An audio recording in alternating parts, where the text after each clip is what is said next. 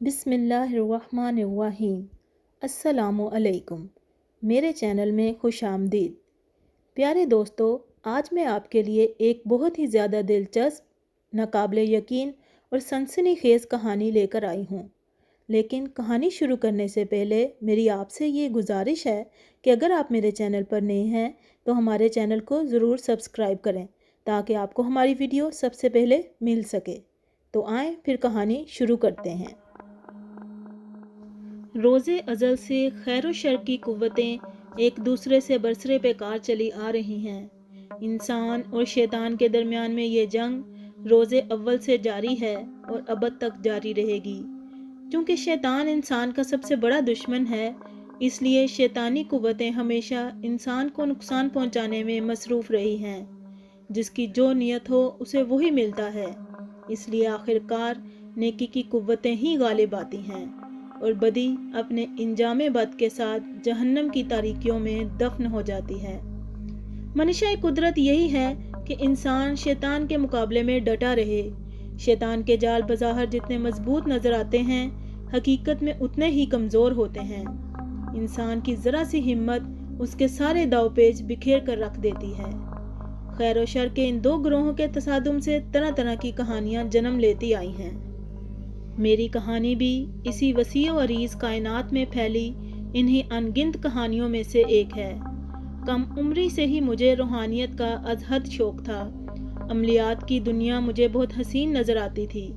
اس کی ایک وجہ یہ بھی تھی کہ میرے گھر کا ماحول بھی کچھ اسی قسم کا تھا، اس لیے کہ میرا گھرانہ حد درجے مذہبی رنگ میں رنگا ہوا تھا۔ والد محترم بھی عملیات سے گہرا لگاؤ رکھتے تھے، لیکن کم عمری اور نا تجربہ کاری کے باعث ہم دونوں بھائیوں پر سخت پابندی عائد تھی۔ چونکہ جتنا کسی چیز کو دبایا جائے اتنا ہی وہ ابھر آتی ہے، لہٰذا میرے ساتھ بھی کچھ ایسا ہی ہوا اور عملیات وغیرہ سے میری دلچسپی بڑھتی ہی چلی گئی۔ والد صاحب کے پاس اس سلسلے میں چند پرانی اور بیش قیمت کتابوں کا ذخیرہ موجود تھا، لہٰذا میں ان کی لا علمی میں ان کتابوں کے مطالعے میں مصروف رہتا۔ اس سلسلے میں چند نام نہاد عاملوں کے پاس بھی گیا، لیکن کوئی خاطر خواہ فائدہ حاصل نہ کر سکا۔ تاہم میں نے اپنے شوق کی وجہ سے کچھ عملیات پر عبور حاصل کر لیا، لیکن ہمزاد کو تابع کرنے کا جنون بڑھتا ہی چلا گیا۔ یہ ان دنوں کی بات ہے کہ جب میرا BCom فائنل ایئر کا رزلٹ آیا تو میرے بھائی شہریار جو کہ ایک ایڈوکیٹ ہیں، انہوں نے مجھے ایک پرائیویٹ فرم میں بطور اکاؤنٹنٹ ملازم کروا دیا۔ ہماری اس فرم میں جیمز نامی ایک عیسائی بھی کام کرتا تھا جو کہ سفلی علوم میں مشہور تھا۔ ایک دن باتوں باتوں میں نے اسے بھی اپنے شوق سے آگاہ کیا اور عملے ہمزاد کے لیے اس سے رہنمائی کی درخواست کی۔ پہلے تو اس نے ٹال مٹول سے کام لیا، لیکن ضد کرنے پر اس نے کچھ دیر سوچا، پھر حامی بھر لی اور مجھے ہدایت کی کہ تم اپنے محلے میں کسی ایسے جوان آدمی کے مرنے پر مجھے اطلاع کرنا جو اپنی طبعی موت مرا ہو اور جس کی موت اتوار کے دن واقع ہوئی ہو۔ چنانچہ میں اس صورتحال پر بہت خوش تھا، کیونکہ عملے ہمزاد بغیر رہنمائی کے ممکن نہ تھا۔ اس کے لیے کسی ایسے استاد کی ضرورت تھی جو اس معاملے میں خوب مہارت رکھتا ہو، لہٰذا مجھے ایسا رہنما میسر ہو گیا تھا۔ اس دن سے میری ساری توجہ جیمز سے ملنے والی ہدایت پر مرکوز ہو گئی تھی۔ چونکہ نظام کائنات میں ہر کام کے لیے ایک وقت مقرر ہے، بندہ چاہے جتنی بھی جستجو کرے لیکن مرضی قدرت کے خلاف اپنے مقصد کو نہیں پا سکتا۔ لہٰذا اس دوران محلے میں اموات تو کئی واقع ہوئیں، لیکن کوئی بھی جیمز کی ہدایت کے مطابق نہ تھی۔ حتیٰ کہ 6 ماہ کا عرصہ گزر گیا اور موسم سرما شروع ہو گیا۔ میں انتہائی شدت سے متوقع صورت پیدا ہونے کا انتظار کرتا رہا۔ آخرکار سخت سردیوں کے دنوں کا آغاز ہو گیا۔ جب میری مطلوبہ خبر مجھ تک پہنچی، محلے کا ایک 30-32 سالہ نوجوان حرکت قلب بند ہو جانے سے اچانک موت کا شکار ہو گیا تھا۔ اس بیچارے کے گھر تو قیامت گزر گئی، لیکن میں جیمز کے ساتھ عملے ہمزاد کی تیاریوں میں مصروف ہو گیا۔ جیمز کی دوسری ہدایت کے مطابق مجھے اس نوجوان کے جنازے میں شریک ہونا تھا اور میت والی چارپائی کے ساتھ ساتھ رہنا تھا اور دفن کرنے سے پہلے میت کا چہرہ دیکھنے کے بہانے مرنے والے کے قریب یہ کلمات اتنی آواز سے دہرانے تھے کہ کوئی دوسرا سن نہ سکے: ارے فلاں بن فلاں، ہم رات کو آئیں گے۔ چنانچہ میں نے ہو بہو جیمز کی ہدایت کی تعمیل کر دی۔ اس کے بعد ہم دونوں اپنے پروگرام کے اگلے مرحلے کی تیاریوں میں مشغول ہو گئے۔ وہ میری زندگی کی سب سے بھیانک رات تھی، جس رات میں اور جیمز مرنے والے نوجوان کا ہمزاد تابعہ کرنے کے لیے گھر سے نکلے۔ موسم سرما کی سرد ترین رات تھی۔ سردیوں کی راتیں عموماً تاریک اور خوفناک ہوتی ہیں، لیکن وہ رات کچھ زیادہ ہی پر اسرار محسوس ہو رہی تھی۔ کالی سیاہ گھٹائیں سارے آسمان پر قبضہ جمائے ہوئے تھیں، جس کی وجہ سے اندھیرا کچھ اور گہرا ہو گیا تھا۔ تاریکی کا یہ عالم تھا کہ قریب کی چیزیں بھی دکھائی نہیں دے رہی تھیں۔ جیمز، جو مجھ سے صرف چند قدم کے فاصلے پر ہونے کے باوجود سائے کی طرح دکھائی دے رہا تھا، تیز سرد ہوائیں اونی کپڑوں کو بھی خاطر نہ لا رہی تھیں، گویا یہ موسم سرما کی ایک سرد ترین اور تاریک رات تھی۔ قبرستان میرے گھر سے زیادہ فاصلے پر نہ تھا۔ ٹھیک 12 بجے ہم گھر سے روانہ ہوئے۔ رات کے اس پہر سڑکیں بالکل سنسان پڑی ہوئی تھیں۔ شدید سردی کے باعث انسان تو کجا کوئی جاندار بھی دکھائی نہ دے رہا تھا۔ احتیاط کے طور پر میں نے تدفین کے وقت مطلوبہ قبر کو نشان زدہ کر دیا تھا، تاکہ رات کے اندھیرے میں قبر کی تلاش میں وقت ضائع نہ ہو۔ جڑاں روڈ پر یہ قبرستان بہت پرانا اور وسیع ہے۔ اس قبرستان میں واقع کئی قبریں قیام پاکستان سے کہیں پہلے کی ہیں۔ گھنی جھاڑیوں اور جا بجا درختوں نے قبرستان کے ماحول کو بے حد پراسرار بنا دیا ہے۔ یہ قبرستان دیگر قبرستانوں کی نسبت کافی خوفناک محسوس ہوتا ہے۔ بے یار و مددگار قسم کی قبریں خوفناک گڑھوں کی شکل اختیار کر چکی ہیں۔ اس میں موجود پیپل کے عمر رسیدہ درخت رات کے وقت بے حد ڈراؤنے محسوس ہوتے ہیں۔ انہیں دیکھ کر یوں محسوس ہوتا ہے کہ جیسے بہت سی چڑیلیں بال کھولے کھڑی ہوں۔ جب ہم قبرستان پہنچے تو اندھیرا اور بھی شدت اختیار کر گیا تھا۔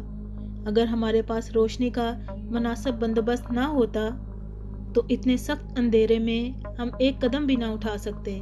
ایسا محسوس ہوتا تھا کہ گویا یہ اندھیرا ساری دنیا کو نگل جائے گا۔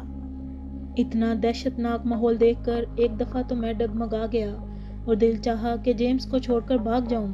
پھر سوچا کہ اس قسم کے کاموں میں ایسی صورتحال سے تو گزرنا ہی پڑے گا۔ اگر حوصلے سے کام نہ لیا تو کچھ حاصل نہ کر سکوں گا۔ پھر میں کہ اکیلا تھوڑی ہوں، جیمز بھی تو میرے ساتھ ہے۔ یہ سب سوچ کر میں جیمز کے پیچھے پیچھے چلتا رہا۔ جلد ہی ہم مطلوبہ قبر کے سرہانے پہنچ گئے۔ جیمز کے اشارے پر میں نے ہاتھ میں پکڑی لائٹ ایک طرف رکھ دی۔ پھر ہم دونوں ساتھ لائے ہوئے سامان سے قبر کی کھدائی کرنے لگے۔ ساری مٹی ہٹانے کے بعد جب سیمنٹ کی بلی سیلیں دکھائی دینے لگیں تو ہم نے کھدائی کا سامان ایک طرف رکھ دیا اور قبر کے پاس بیٹھ کر اپنا سانس بحال کرنے لگے۔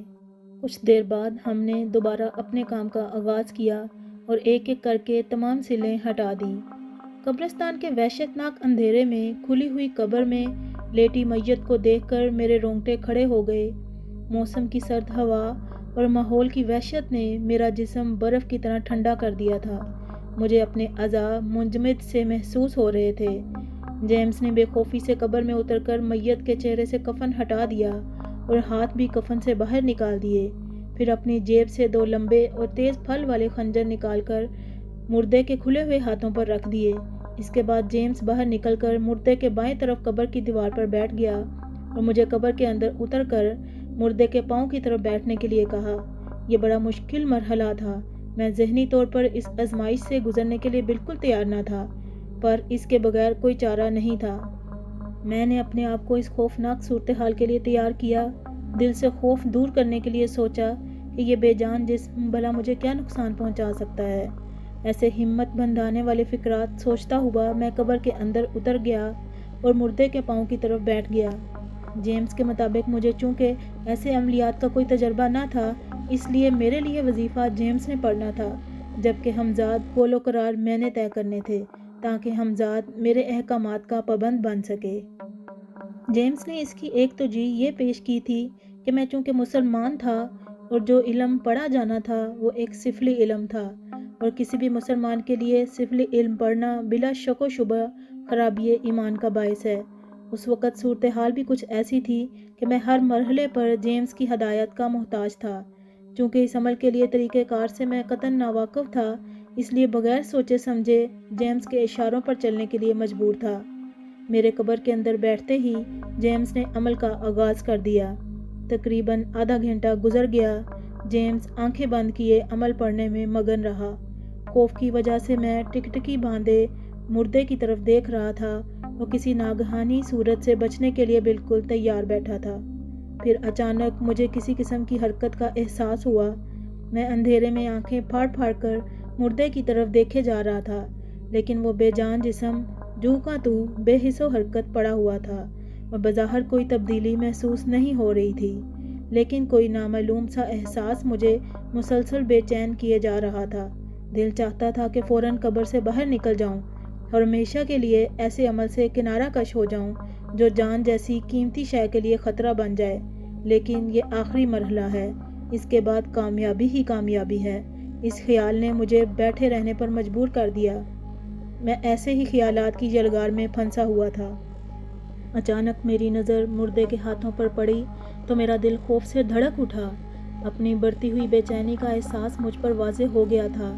جس وقت جیمز نے مردے کے ہاتھوں پر خنجر رکھے تھے تو ہاتھ کھلے ہوئے تھے، لیکن اب وہ بے جان ہاتھ مضبوطی سے بند ہو چکے تھے، یعنی خنجر کے دستے مردے نے اپنی گرفت میں لے لیے تھے۔ یہ منظر دیکھ کر مجھے اپنا سانس رکتا ہوا محسوس ہونے لگا۔ شدید خطرے کے احساس سے میرا سارا جسم سنسنا اٹھا۔ ابھی میں گم گو کی کیفیت میں ہی تھا کہ یکایک مردے نے اپنی آنکھیں کھول دی۔ اب مجھ سے نہ رہا گیا۔ ایک لمحہ ضائع کیے بغیر میں نے قبر سے باہر چھلانگ لگا دی۔ بس وہی ایک لمحہ میری زندگی کا ضامن بن گیا۔ مردے نے اپنے ہاتھوں میں پکڑے ہوئے خنجر نشانہ لے کر سامنے مارے، پھر جیسے بجلی چمکتی ہے رات کے اندھیرے میں مجھے خنجروں کی ہلکی سی چمک دکھائی دی، اور قبرستان کا بھیانک سناٹا جیمز کی دل دہلا دینے والی چیخوں سے گونج اٹھا۔ دونوں خنجر دستے تک جیمز کے سینے میں پیوست ہو چکے تھے۔ چند لمحے تو اس خوفناک صورتحال نے مجھ پر سکتے کی سی کیفیت طاری کر دی۔ پھر اچانک جیسے مجھے ہوش آ گیا اور میں نے سرپٹ بھاگنا شروع کر دیا۔ یہ شاید انسانی ذہن کی خاصیت ہے یا دوران خون کا کوئی کمال کہ شدید خطرے کی حالت میں بدن میں بجلیاں سی بھر جاتی ہیں۔ اس وقت میری حالت بھی کچھ ایسی ہی تھی۔ اپنے بھاگنے کی رفتار پر میں خود حیران تھا، لیکن یہ وقت حیرانی کا نہیں بلکہ ذہن سے کام لینے کا تھا، اور میرے ذہن میں اپنے بچاؤ کے لیے پوری رفتار سے چلنا میری مجبوری تھا۔ میرے ذہن میں یہی خیال آ رہا تھا کہ جیمز کی کسی غلطی کے سبب ہم پر یہ عذاب نازل ہوا تھا، لیکن فی الحال مجھے صرف اپنی زندگی بچانے کی فکر تھی۔ بھاگتے بھاگتے جو آخری منظر میری نگاہوں نے دیکھا وہ جیمز کا خون میں ڈوبا ہوا جسم تھا، جس پر زندہ ہو جانے والا مردہ جھکا ہوا تھا۔ پھر دیکھتے ہی دیکھتے وہ خونی مردہ میرے پیچھے لپکا تو میں نے اپنی رفتار کو مزید تیز کر دیا اور رات کے گپ اندھیرے میں اندھا دھند کپڑے پھلانگنے لگا۔ آخر بھاگتے بھاگتے میرے ذہن نے اپنے دفاع کے لیے ایک راستہ سوچ لیا۔ اس قبرستان کے ایک سرے پر جناز گاہ ہے تو دوسری طرف ایک چھوٹی سی مسجد زیر تعمیر تھی۔ بھاگتے وقت یہ بات میرے ذہن میں بالکل نہ تھی، کیونکہ سب کچھ تو اچانک ہو گیا تھا، لہٰذا سوچنے کے لیے مجھے ایک لمحہ تک نہ مل سکا تھا۔ لیکن خوش قسمتی سے میرا رخ اسی مسجد کی طرف تھا۔ پھر اس سے پہلے کہ وہ خوفناک مردہ میرے لیے وبال جان بنتا، میں نے مسجد میں داخل ہو کر دروازہ اندر سے بند کر لیا اور ایک طرف بیٹھ کر اپنے ارد گرد حصار قائم کر لیا۔ کچھ دیر گزری تھی کہ باہر سے آوازیں آنا شروع ہو گئیں۔ وہ مجھے نام لے لے کر پکار رہا تھا۔ میں آپ کے تابع ہو چکا ہوں، شرائط کے مطابق میں نے ایک جان کی قربانی لے لی ہے، اب میں آپ کے حکم کا غلام ہوں۔ وحشت سے میری زبان گنگ ہو چکی تھی، سوچنے سمجھنے کی ساری صلاحیتیں مفقود ہو چکی تھیں، اور وہ بدبخت مسلسل شور کیے جا رہا تھا۔ آخر کار میرے ذہن میں ایک خیال پیدا ہوا۔ میں نے ڈرتے ڈرتے حصار سے باہر قدم رکھا اور بے آواز چلتے ہوئے دروازے تک پہنچ گیا، اور دروازے کی درز سے جھانک کر دیکھا تو خون میں لتھڑا ہوا بھیانک کفن دیکھ کر میری روح فنا ہو گئی۔ میں نے منہ سے آواز نکالنا چاہی، لیکن میرا حلق خشک ہو چکا تھا۔ شدید سردی میں مجھے سخت پیاس محسوس ہو رہی تھی۔ میں نے تھوک نگل کر حلق کو ترک کرنے کی کوشش کی اور پھر بڑی مشکل سے اسے مخاطب کیا۔ اگر تم میرے تابع ہو تو میں تمہیں حکم دیتا ہوں کہ ہمیشہ کے لیے اپنی قبر میں چلے جاؤ۔ جب تک تمہیں بلایا نہ جائے تم کبھی واپس نہیں آؤ گے۔ میرا یہ حکم سن کر وہ بغیر کچھ کہے واپس چلا گیا۔ میں ساری رات غشی کی حالت میں مسجد میں پڑا رہا۔ صبح آنکھ کھلی تو سر درد سے پھٹا جا رہا تھا، جسم تیز بخار میں جل رہا تھا۔ رات کے خوفناک واقعات ذہن پر مسلسل عذاب بن کر سوار تھے۔ الغرض ڈرتے ڈرتے مسجد سے قدم باہر نکالا اور گرتا پڑتا گھر کی طرف چل پڑا۔ کمبخت جیمز پر سخت غصہ آ رہا تھا جو میری قربانی دے کر ہمزاد تابعہ کرنے چلا تھا۔ آخری وقت تک مجھے اس کی نیت پر شک نہ ہو سکا۔ وہ تو قسمت تھی جو بچ نکلا، ورنہ آج جیمز کی جگہ پڑا ہوتا۔ جیمز کو تو خیر اپنی گندی ذہنیت کی بہت بھیانک سزا ملی تھی، مگر میں بھی موت کے منہ سے بال بال بچا تھا۔ بدبخت میرے لیے گڑھا کھودنے نکلا تھا مگر خود ہی شکار ہو گیا تھا۔ کئی دن تک اس بھیانک تجربے کا خیال خوف بن کر میرے دل و دماغ پر چھایا رہا۔ پھر آہستہ آہستہ طبیعت اعتدال پر آ گئی اور معمولات زندگی عصر نو شروع ہو گئے۔ اس واقعے کا ذکر میں نے کسی سے نہیں کیا تھا کیونکہ جیمز کی طرف سے مجھے بھی یہ ہدایت تھی اور عملے ہمزاد میں بھی رازداری شرط ہوتی ہے۔ تقریباً 6 ماہ کا عرصہ خیر و عافیت سے گزر گیا۔ موسم گرما شروع ہو گیا۔ ایک رات میں اپنے مکان کی چھت پر سویا ہوا تھا کہ ایک بھیانک خواب دیکھ کر میری آنکھ کھل گئی۔ خواب اتنا ڈراؤنا تھا کہ میں فوراً چھت پر سے نیچے آیا۔ میں نے خواب میں جیمز کو انتہائی ڈراؤنی شکل میں دیکھا۔ اس کا سارا جسم خون میں ڈوبا ہوا تھا اور 2 خنجر اس کے سینے میں پیوست تھے۔ وہ خون خوار آنکھوں سے میری طرف دیکھ رہا تھا۔ اتنے میں اس نے اپنے سینے سے خون میں ڈوبا ہوا ایک خنجر نکالا اور میری طرف پھینک دیا۔ مسلسل 3 رات تک یہی بھیانک خواب مجھے دکھائی دیتا رہا۔ پہلے تو میں نے اسے اپنے وہم کی پیداوار سمجھا، لیکن خواب کے اس تسلسل نے مجھے حقیقی طور پر پریشان کر دیا تھا۔ اگر یہ صرف میرا وہم تھا تو اس وقت دکھائی دیتا جب یہ واقعہ پیش آیا تھا۔ اب عرصہ 6 ماہ گزر جانے کے بعد اس خواب کی کوئی وجہ سمجھ میں نہیں آتی تھی، اور پھر مسلسل 3 رات تک ہو بہو ایک ہی خواب کیوں دکھائی دیتا رہا۔ ان ساری وجوہات نے مجھے سوچنے پر مجبور کر دیا کہ میرے سر پر کوئی ایسا خطرہ منڈلا رہا ہے جو جیمز کی بدروح کی صورت میں ہے، لیکن کافی دن گزر جانے کے باوجود میرے ساتھ کوئی واقعہ پیش نہ آیا تو میں مطمئن ہو گیا۔ میرا یہ اطمینان دیر پا ثابت نہ ہو سکا۔ ایک دن میں فرم میں حساب و کتاب سے متعلق کچھ پرانے کاغذات کی پڑتال وغیرہ میں رات گیر تک مصروف رہا۔ میں عموماً سر شام ہی گھر پہنچ جایا کرتا تھا، لیکن اس رات دیر تک رکنا پڑا۔ ہماری فیکٹری سرگودا روڈ سے کچھ اندر ایک سائیڈ روڈ پر واقع ہے۔ آمد و رفت کا اصل راستہ ذرا طویل ہے، لیکن ایک مختصر راستہ بھی موجود ہے جو رات کے وقت عموماً سنسان ہو جاتا ہے۔ چونکہ ہماری فیکٹری دیگر فیکٹریوں کے آخر پر واقع ہے، لہٰذا ساتھ ہی کھیتوں اور جھاڑیوں وغیرہ کا سلسلہ شروع ہو جاتا ہے۔ اسی وجہ سے یہ راستہ رات کے وقت کم ہی استعمال ہوتا ہے۔ اس رات تقریباً 10 بجے میں فیکٹری سے گھر کے لیے روانہ ہوا۔ جلدی پہنچنے کے چکر میں اسی سنسان اور تاریک راستے پر چل پڑا۔ ابھی چند فرلانگ کا فاصلہ طے کر پایا تھا کہ اپنے پیچھے قدموں کی چاپ سنائی دی۔ میں نے سوچا فیکٹری کا کوئی رات کی شفٹ میں کام کرنے والا ورکر ہوگا جو کسی ضرورت کے تحت باہر آیا ہوگا۔ ہم سفر ملنے کے خیال سے پیچھے مڑ کر دیکھا تو کوئی بھی دکھائی نہ دیا۔ بڑی حیرانی والی بات تھی کہ میرے کانوں کو قدموں کی بڑی واضح آواز سنائی دی تھی، لیکن میرے ارد گرد کوئی زی رو دکھائی نہ دیا۔ آخرکار اس آواز کو اپنا وہم سمجھ کر میں دوبارہ اپنے راستے پر چل پڑا۔ ابھی چند قدم ہی چلا تھا کہ اپنی پشت پر پھر وہی آواز بالکل واضح طور پر سنائی دی۔ اب کہ میرے دل میں کچھ خوف سا پیدا ہونے لگا۔ چلتے چلتے میں رک گیا اور خوف کے عالم میں پیچھے کی طرف دیکھا تو بے اختیار منہ سے چیخ نکل آئی، اس خیال سے کہ شاید جاگتی آنکھوں سے میں نے کوئی بھیانک سپنا دیکھ لیا ہو۔ کئی مرتبہ میں نے اپنی آنکھیں مس لیں، لیکن خواب حقیقت کا روپ دھار چکا تھا۔ جی ہاں، 6 ماہ قبل عبرتناک موت مرنے والا جیمز حقیقتاً میرے سامنے کھڑا تھا۔ بھیانک سیاہ چہرہ، پیلی زرد آنکھیں، خون میں ڈوبا ہوا جسم جس میں 2 خنجر پیوست تھے اور خون مسلسل بہہ رہا تھا۔ ایسا خوفناک نظارہ کر کے ایک مرتبہ تو میرے ہوش و حواس گم ہو گئے۔ میں نے وہاں سے بھاگ جانے کی بہت کوشش کی، مگر پاؤں ساتھ دینے سے انکاری تھے۔ میں نے کوئی ورد پڑھنا چاہا مگر زبان جیسے گنگ ہو گئی تھی۔ ایسا محسوس ہوتا تھا گویا میں گوشت پوست کا بنا انسان نہیں بلکہ پتھر کا کوئی بے جان مجسمہ ہوں۔ یہ جیمز کی کوئی پراسرار قوت تھی یا پھر ماحول کا اثر کہ مجھے اپنے پاؤں کئی من بھاری محسوس ہو رہے تھے۔ ایسے لگ رہا تھا جیسے میرے تمام اعضاء کی قوت سلب ہو چکی ہو، بس کسی شیطانی طاقت کے زیر اثر بت بنا کھڑا جیمز کو دیکھے جا رہا تھا۔ پھر جیمز نے ایک بھیانک چیخ مار کر اپنے جسم سے ایک خنجر نکالا اور پورے زور سے میری طرف پھینکا۔ موت و زندگی میں صرف ایک لمحہ باقی تھا۔ خنجر سنسناتا ہوا میری طرف بڑھا کہ اچانک کسی نے پیچھے سے مجھے ایک زوردار دھکا مارا اور میں منہ کے بل زمین پر گر پڑا۔ اس اچانک دھکے نے کچھ دیر کے لیے مجھے ہوش و حواس سے بیگانہ کر دیا۔ کچھ دیر تو اسی حالت میں زمین پر پڑا رہا، پھر ہوش ٹھکانے آئے تو میں جلدی سے اٹھ کھڑا ہوا۔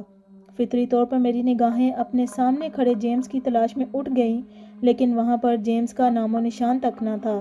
تب میں نے اپنے پیچھے مڑ کر دھکا دینے والے کو دیکھنا چاہا، مگر میدان بالکل خالی دکھائی دیا۔ وہ مہربان ہستی شاید کوئی غیبی طاقت تھی جس نے اس کڑے وقت میں بر وقت میری مدد کی تھی۔ بس ایک دردناک چیخ کی بازگشت تھی جو ابھی تک میرے کانوں میں گونج رہی تھی۔ یہ چیخ یقیناً جیمز کی تھی جو گرتے وقت مجھے سنائی دی تھی۔ میں نے ان واقعات پر مزید غور کرنے کی بجائے واپس فیکٹری کی طرف دوڑ لگا دی اور ساری رات فیکٹری کے چوکیدار بابا فضل کے ساتھ جاگتے ہوئے گزار دی۔ صبح ہونے پر چند دنوں کی رخصت لے کر گھر آ گیا۔ سمجھ میں نہیں آتا تھا کہ کیا کروں، کس طرح اس نئی مصیبت سے پیچھا چھڑاؤں۔ ایک بار تو جان بچ گئی تھی، ضروری نہیں تھا کہ ہر دفعہ ہی بچت کی کوئی نہ کوئی صورت نکلتی رہے۔ اس مسئلے کا کوئی مناسب حل نکلنا ضروری تھا جو فی الحال میری سمجھ سے باہر تھا۔ آخر کار کوئی راستہ نہ پا کر میں اپنے ساتھ پیش آنے والے تمام واقعات حرف بحرف اپنے خالہ زاد بھائی میاں انعام الحق جو کہ پاکستان ایئر فورس میں انجینئر ہیں کو بتا دیے۔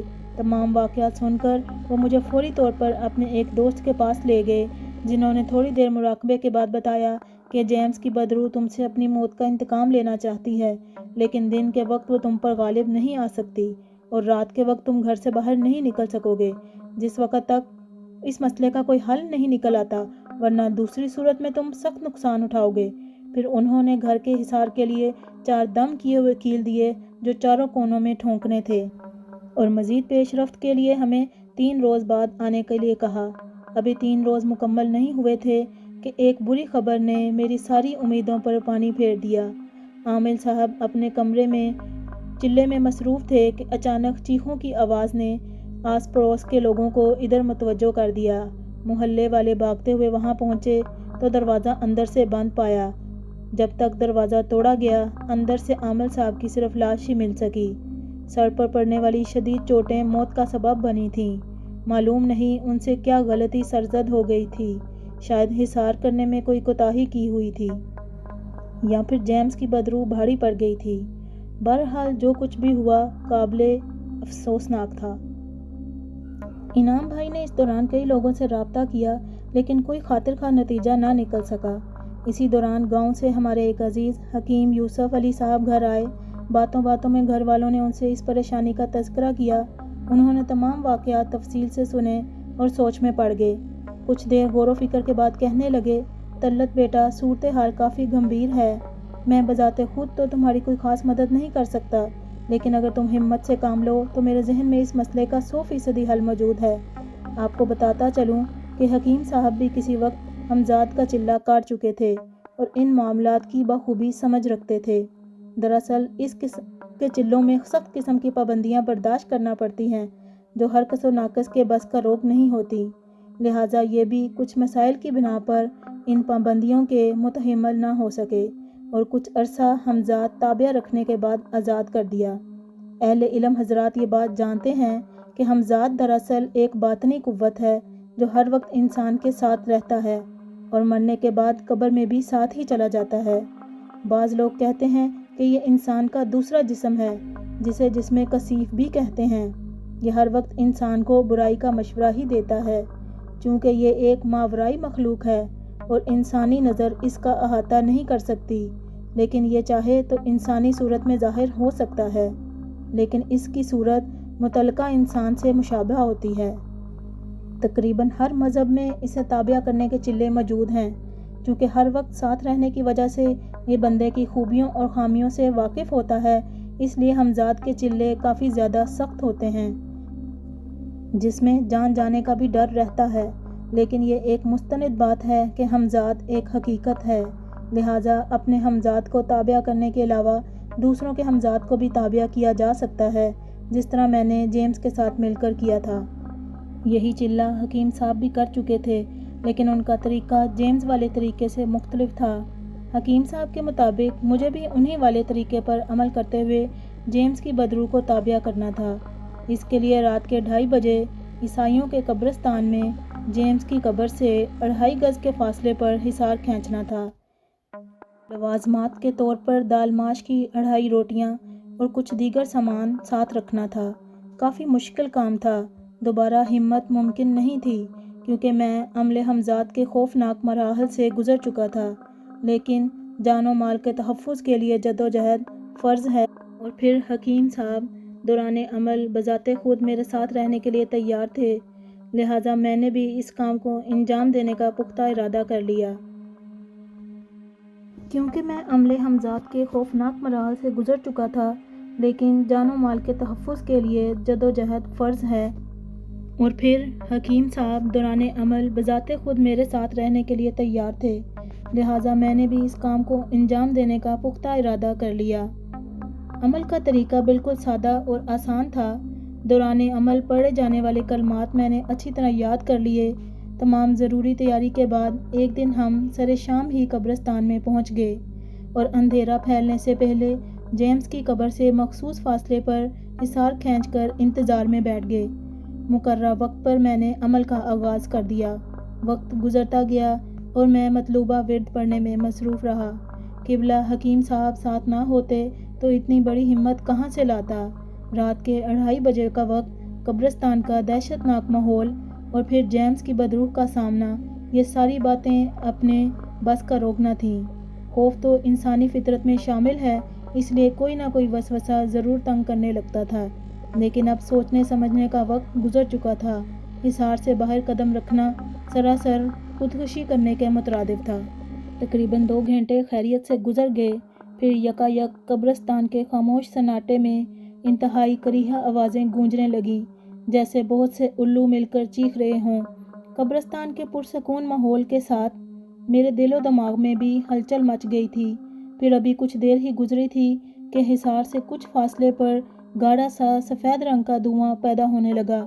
پھر اس دھوئیں نے آہستہ آہستہ ہمارے گرد پھیلنا شروع کر دیا، جبکہ ہم دونوں اس دھوئیں میں مکمل طور پر چھپ گئے۔